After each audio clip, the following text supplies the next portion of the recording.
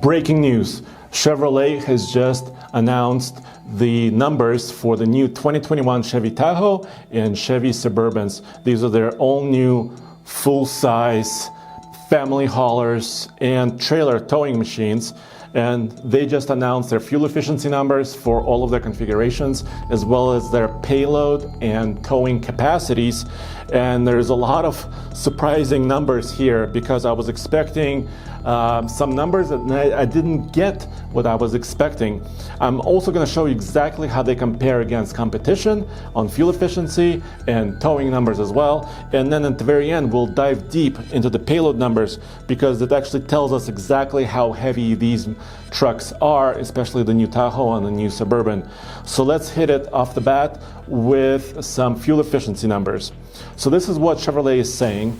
And this is only for their gas V8 engines. They also have a 3-liter Duramax straight 6 turbo diesel, but it's not been rated yet for 2021 big Tahoe and Suburbans. And I wish it was, because I think that would be a highlight in the fuel efficiency game. But we'll have to wait till later for the diesel. And for the 5.3 liter V8 and a 6.2 liter V8, Chevrolet reports 1 mpg improvement in the city. And both of these engines are mated to a 10-speed automatic transmission. And here are the ratings: 16 in the city, 20 on the highway, 18 combined. In fact, even when you add 4-wheel drive to the Tahoe, the rating doesn't change. So it's an improvement from 15 mpg city to 16, but it's a decrease on the highway.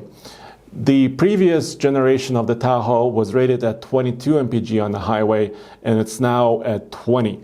Then finally, the biggest truck of them all, the Suburban 4-wheel drive, is going to be rated at 15 in the city, 19 highway, and 17 combined.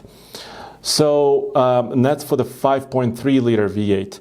If you want more power, the 6.2, the ratings come down just a bit, as you can see right here. But combined numbers are still between 17 and 16 mpg. The power output doesn't change. The 5.3 liter V8 is still rated at 355 horsepower and 383 pound-feet of torque. The big V8 engine is still rated at 420 horsepower and 460 pound-feet of torque.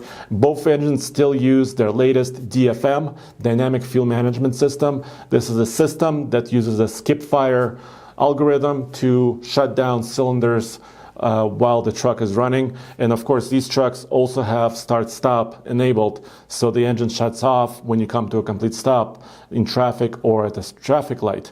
So all of those technologies are still there. Why did the highway number decrease? I don't have all the answers right now. We reached out to Chevrolet for more comment, but there's two things going on. I think the weight of the vehicle and also sort of the aerodynamics of the vehicle. But it's really good to see that their city fuel efficiency is improving.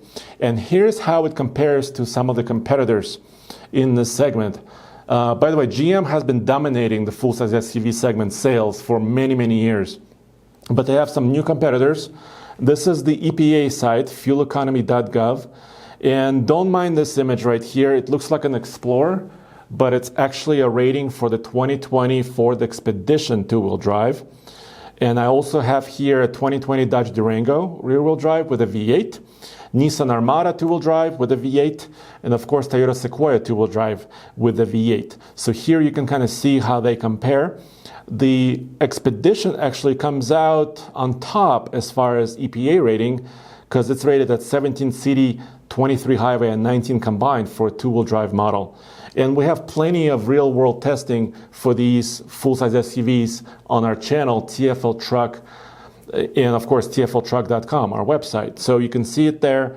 We haven't been able to fully reach some of this high rating, the 23, for example, or the 22 miles per gallon on the Expedition and some of the other trucks comparatively, but all the real-world numbers are there. By the way, I'm including the Durango, and some of you may be saying, why are you including the Durango in this comparison? Well, it's because the body-on-frame next-generation Jeep Wagoneer and Grand Wagoneer are not on sale yet, and we don't know any data on them yet. So this big 3-row Dodge Durango is what we're comparing against. in this case. So as you can see, the latest Tahoe and Suburban is actually doing better in the city than the Durango, Armada, or the Sequoia, and almost, better on the highway than the Armada and Sequoia. It's just that the Durango two-wheel drive gets a 22 on the highway. So competitive numbers, but not class leading. So let's switch gears a little bit. Let's go to TFLtruck.com, our website. And Nathan Adel already wrote this news right there. Everything is available. And let's take a look at some of the towing numbers and payloads. So here we go. The 5.3 liter powered Tahoe has a maximum towing of 8,400 pounds. Okay, and I'll tell you how it compares to the competition. But the big news here is that the base towing goes up to 7,900. So it was actually 6,500 pounds with a base Tahoe with a 5.3 liter V8. So what Chevrolet is doing here, they're increasing their base numbers, but then when you equip it with the maximum towing package, you can pick up an additional 500 pounds of towing. But this is not class leading. Here's how it breaks down once again. The Expedition two-wheel drive with a max tow package is rated at up to 9,300 pounds towing. The Dodge Durango is rated up to 8,700 pounds when you configure it with an SRT, the big Hemi, or 7,400 pounds when you have a regular Hemi in the Durango. The Nissan Armada is rated at 8,500 pounds, and Toyota Sequoia is rated at 7,400 pounds. So once again, Tahoe is really right straight in the middle of it. It's not class leading on max towing. So if you want to bring that trailer that weighs 10,000 pounds or maybe a little bit more, you're going to have to look at the Chevy Silverado trucks, either the 1500s or maybe even the heavy-duty trucks for heavier trailers. These machines, the Tahoe and the Suburban, are mostly for people moving, and they're now bigger in size. They've stretched them. They have lots more rear legroom in the third row and the second row, more cargo space, independent rear suspension. We haven't driven these yet, so we don't know exactly how they will tow, but General Motors engineers tell us there is no compromise in towing performance as far as handling and handling the weight with the suspension and handling the turns.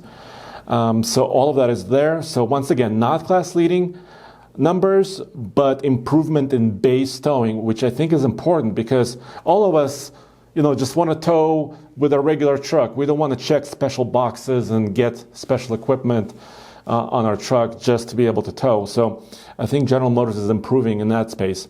Here's how their payload numbers break down.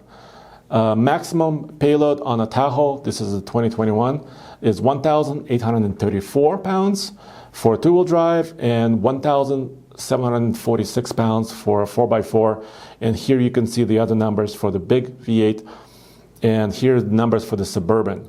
You can see how it breaks down. Suburban, of course, has a little bit less payload and a tiny bit less max towing because the vehicle by itself weighs more. But since we do know now the maximum payload ratings from General Motors and we have their previous curb weights and gross vehicle weight ratings, and I looked up the 2021 gross vehicle weight rating on their GM fleet order guide, I can calculate the curb weights, and I did it right here on my cheat sheet. And the curb weight for the 2021 Tahoe two-wheel drive is 5,566 pounds, which is an increase of about 211 pounds over the previous generation. And the Suburban base curb weight is 5,829 pounds, which is about 243 pounds over the previous generation truck. So these trucks gained about 200 pounds or just a little bit over that. So that's really interesting. I think a lot of it has to do with the additional size of these vehicles and some of the components that go along with it. Of course, the latest crash ratings, they're rated for all of that stuff, except we don't know all of the ratings quite yet. And I think this is why the fuel efficiency on the highway just dropped a little bit, because these vehicles weigh more.